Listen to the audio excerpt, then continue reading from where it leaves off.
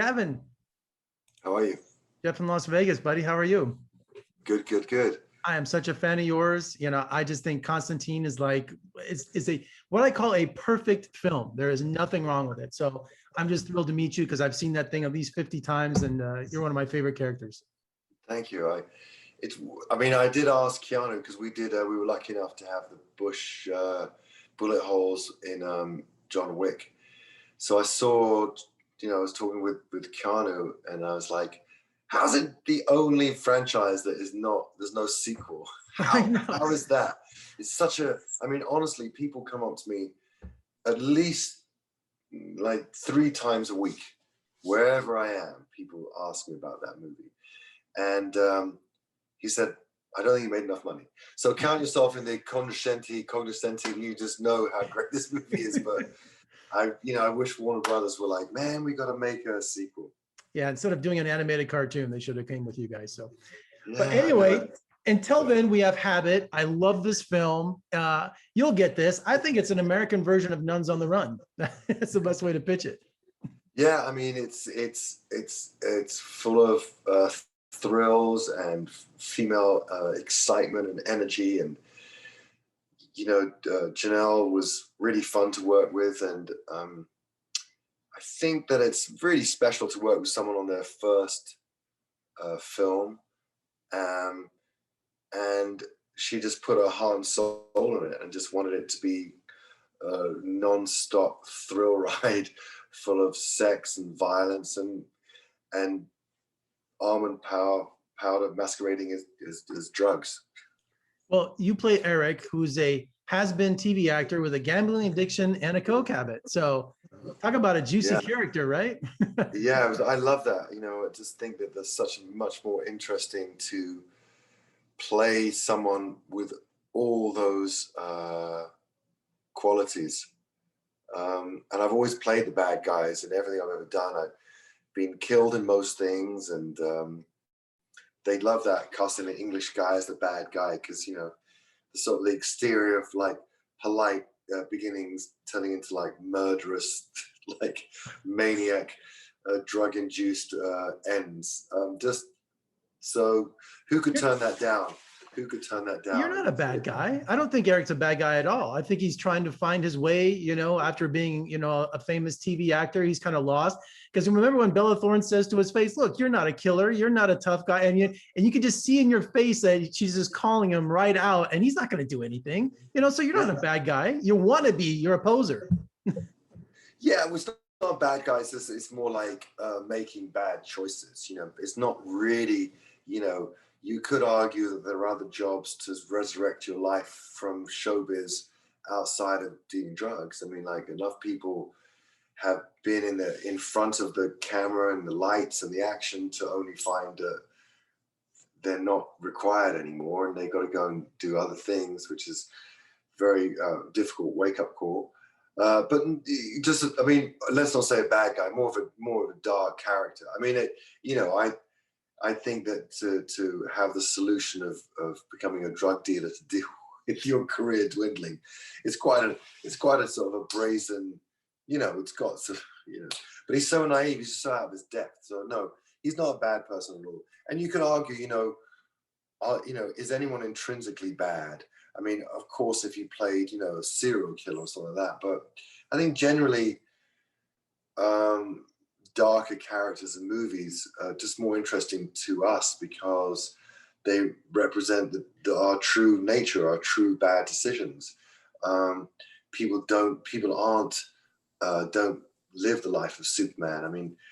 That's not a great character for anyone. It's sort of a comic book hero, and it's wonderful, but it's not the layered sort of collection of bad mistakes, that right.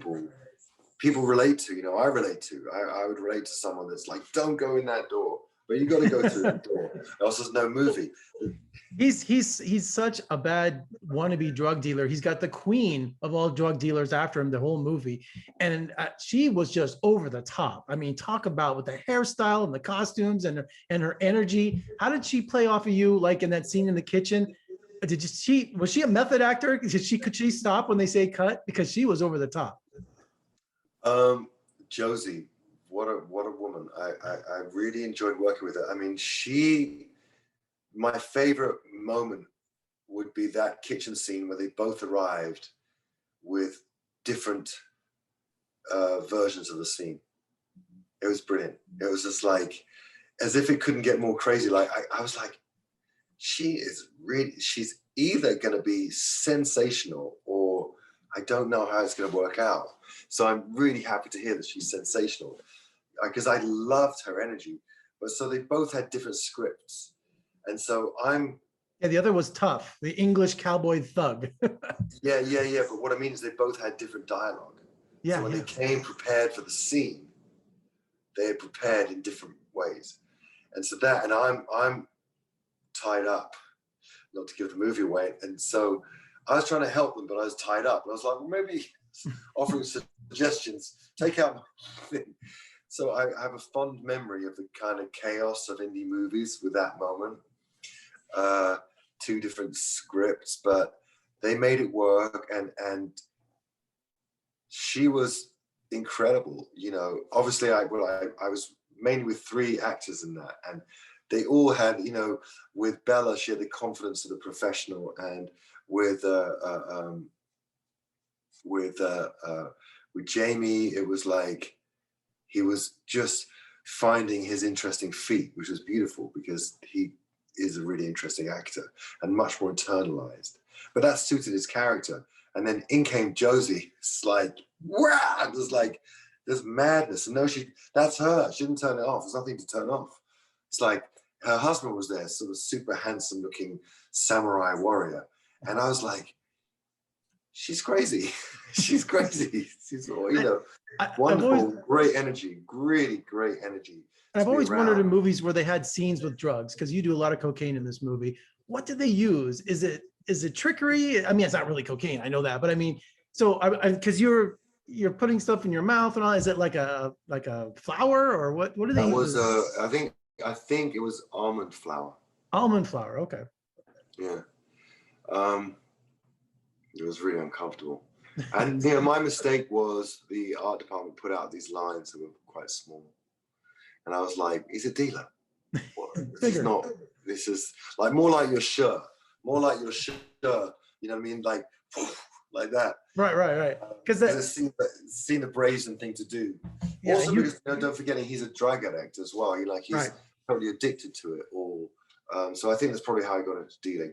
So yeah. But the shirts you wore too for your character, because I noticed the costumes for everyone, it was almost like a living rave. There were the colors and the costumes in this was like a constant party through the whole movie. And your version was these Hawaiian shirts. You had 2 different ones. So yes. It was you had such a different vibe than from everybody else. Yeah, I mean, I remember going to the wardrobe fitting, and there was actually a stylist at the time, and we got a whole outfit together. Then Janelle arrived and changed it all in true director style. And that girl wasn't working anymore. And you know, you're at the mercy of the director there, what they envisage, and they just sort of do that thing you do for children. You know, you can either have this one or that one. So you have some form of control. But the truth is that she didn't care whether she had either one. She just wanted one of them. Well, she did a great job, man. What an incredible ride. You were awesome. Thank you so much for joining me today. Looking forward to the Constantine sequel. I know it's coming soon. We'll start a campaign. Come visit us in Las Vegas too, buddy. We'd love to have you. All right. You don't have to ask me twice.